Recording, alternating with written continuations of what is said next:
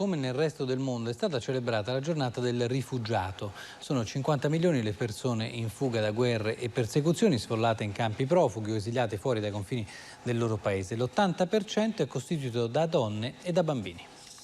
Che cosa sogna per lui? Per lui sogno la possibilità di crescere in un mondo diverso di oggi. 5 anni fa Ernestine è fuggita da Goma, in Congo. Insieme a un passato segnato dalla violenza e dalla sopraffazione, si è lasciata dietro le spalle la casa, la famiglia, gli amici. Qui in Italia ha ricominciato a ricostruire la sua vita, ha dato alla luce il suo bambino. Nel mondo ci sono milioni di donne come lei, donne che hanno accettato il salto nel buio della fuga e dell'esilio perché non avevano altra scelta per sé e i propri figli. Il più delle volte finiscono in campi profughi. Questo si trova in Inguscezia e raccoglie famiglie scappate dalla Cecenia per non restare stritolate tra l'offensiva della guerriglia indipendentista e la repressione russa.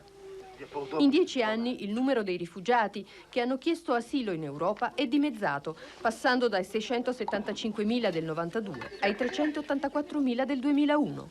Eppure, ora rischiano di fare le spese di una politica europea che vuole serrare le fila per combattere l'immigrazione clandestina. Un pericolo che l'Italia vuole scongiurare.